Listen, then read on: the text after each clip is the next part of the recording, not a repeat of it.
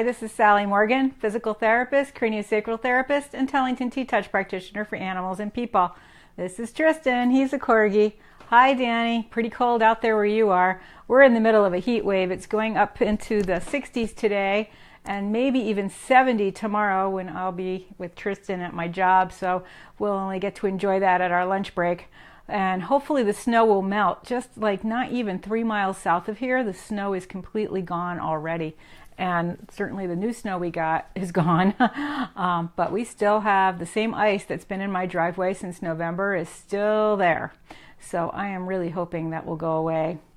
Anyway, today I have to go teach yoga to my veterans in a little while. So I wanted to talk today because I was thinking about this in terms of them and myself and people I know, that animals help keep us young.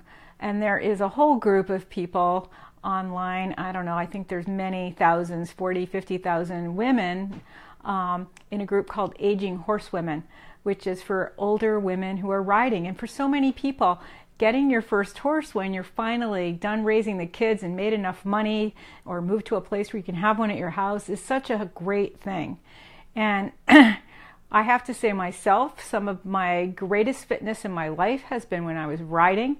I went to a huge international event and biked in a race and came in fourth. A woman was a couple bike lengths behind me who was fifth, and it was for older women. I think our group was like age 40. And we were laying on the ground recovering from our little race around and around Central Park in New York. And we were talking about, we wish we had trained more, how we did train, things like that. And it turned up that both of us were horse trainers professionally, and that this race was kind of cutting into our riding time, and trying to find time to bike and ride was difficult. But both of us had a pretty good finish. I mean, there were probably 100 people in our division, and for us to have done that well, and certainly for me, I was riding a really heavy boys' bike. It was not a little slim racing bike like the gals who were first, second, and third. But we were very pleased with how we had done, and it was just a lesson to both of us that riding horses keeps you fit in ways that make you available to do any other sports. Riding and skiing are very closely related, bicycling, walking. Certainly there's a lot of lifting with riding. And then of course you have the wonderfulness of the connection with the horse. So horses help keep us young for sure. And I know that being at the barn, sometimes you're just so happy to be with your friends and it's a nice day to be in the tack room, maybe cleaning tack and talking with people. So you get that connection with people, and sometimes you miss a meal. I missed many a lunch because I was at the barn, and by the time I got home it was sort of late enough to be dinner time. And being at the barn was always really good exercise for me in so many ways, and I rarely had the horse at my house where I was really carrying bales of hay and buckets of water. But even when your horse is boarded somewhere, they have messes in their buckets and you end up cleaning them and carrying them anyway. So horses keep us young. And cats, by the same token, you may think, oh geez, cats, how do they keep us young? But they entertain us for hours if we play with them. And most people forget to play with their cats. They just watch them lay around. And cats really love those things that are sort of like a fishing line. It's like a long string with a feather on the end or some other toy, maybe a catnip mouse or something. And cats love to play with those things. And as much as you can lay on the sofa and do it, if you stand up and walk around the house and play with the cat, he'll have a much better time and you'll be getting exercise. And I've only had a cat for a few months in my life personally. And I have to say, for me, the workout was dealing with that litter box, taking out the litter, buying the bags of litter, bringing the litter in and out. It was a constant workout dealing with the cat box. And so I think for a lot of people, it does help keep you young to keep dealing with the cat litter and the bags and carrying them in and out and cleaning the box. It's a maintenance job that is more than you think. And certainly brushing all animals, cats, dogs, and horses, burns many, many, many more calories than you think. It's an upper body activity. And even if you're brushing quietly and gently, you are still burning more calories than you would be if you were walking. And so it's very important to brush our animals and keep them healthy. And that's another way that it helps keep us young. And certainly anybody with a dog can vouch for the fact that the pleasure of walking with your dog on a hike when he's off leash in the woods, or just walking around the block and seeing the neighborhood, or even just going in the backyard and playing a game of tag or catch with your dog, our dogs definitely keep us young. They keep us wanting to move because they want to move. And even an old dog will keep you going. And my mother certainly loves walking her Schnauzer.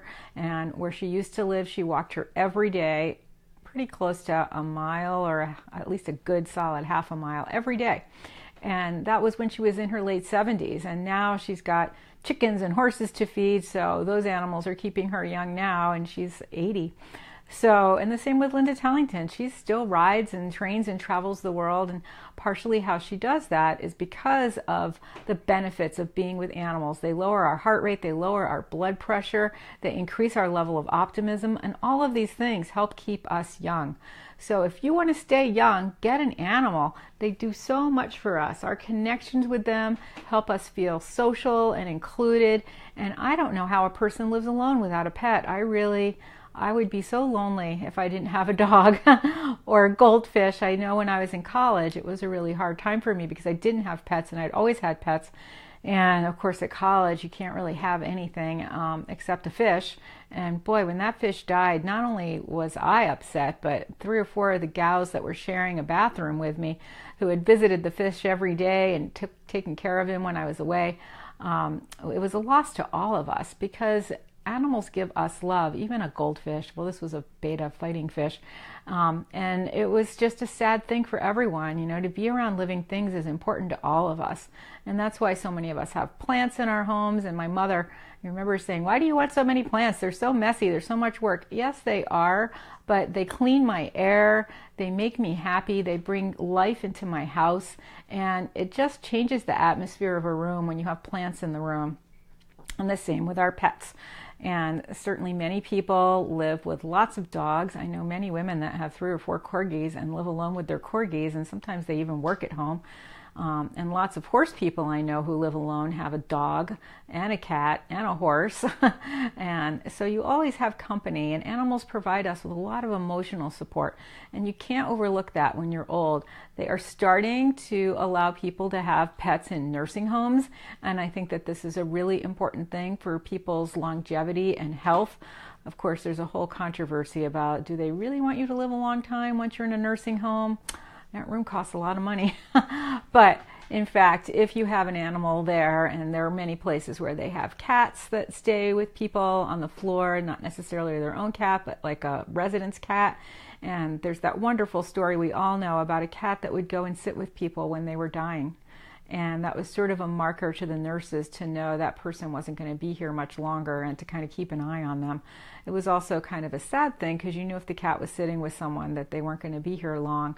But cats are famous over the history of cats, especially the Egyptians, and are known for escorting souls across the Rainbow Bridge and for having that ability to cross between this world and the other world. And that's why they're famous for having 9 lives. Cats do a lot of spiritual work for people and other animals. I know one of my clients had a dog that was dying, and she has a lot of cats, and quite a few of them were gathered around that dog for days. They were just kind of keeping vigil. And he was a very large dog, and she didn't take him away when he finally passed. He was well over 100 pounds. And the cats continued to sit vigil with him for about 3 days, which is as long as it takes for the spirit to fully leave the body. And it was amazing. I've had this happen over and over again with dogs, and even my horse. They just don't get as terrible looking as you think when they first die. The dog was still bendable, and he wasn't smelly. The same with my dog and my horse. And so the cats were really important for escorting that dog's soul over the Rainbow Bridge. And when he was finally gone, the cats all just left the room and went about their usual kitty business. So cats can do remarkable things for people. And I'm so happy that we're starting to see the importance of animals in our lives and allow people to keep their pets when they're in nursing homes.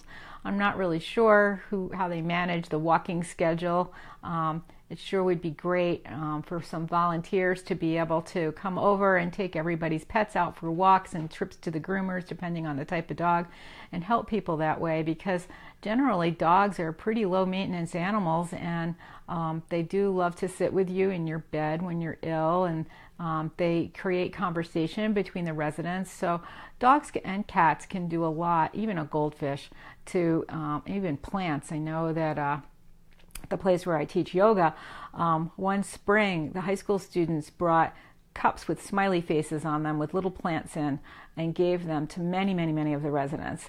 And for so many of the senior ladies, they became plant doctors when the plants were starting to look peaked, because it's so dry in that building and the guys weren't always strong enough or had the awareness to keep them well watered.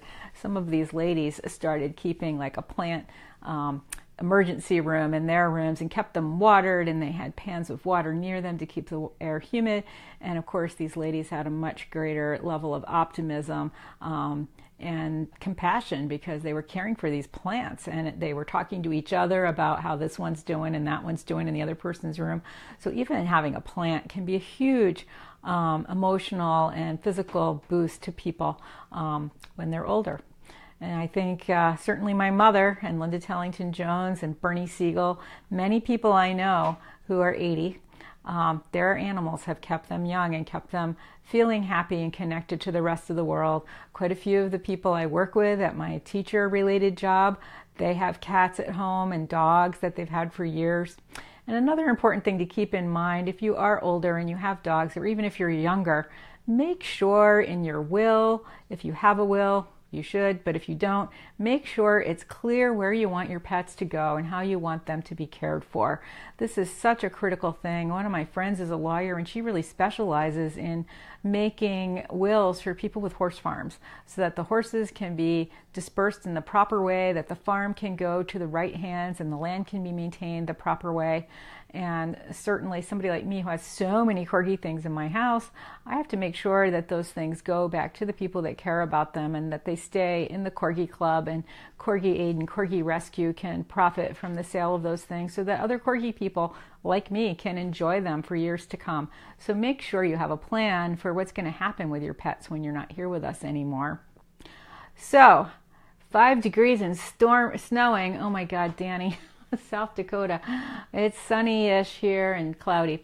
So just remember, when you're spending time with your pet, even if it's a hamster, same deal as a cat, carrying that litter, cleaning the cage, bending and reaching, keeps you young.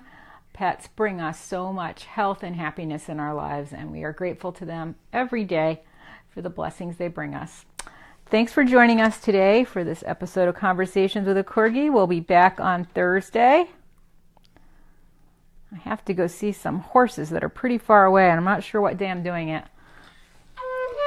So we might have a different time frame if I end up going on Thursday, but maybe I'll go next week. Tristan, how are you? We have a red squirrel out that window. Smaller than a chipmunk, tiny little thing. I have a picture of him I'm going to post. It's not very good. They don't like their pictures taken. But he's a fascinating thing, and Tristan gets a glimpse of him. He doesn't really want to eat him. He just looks at him.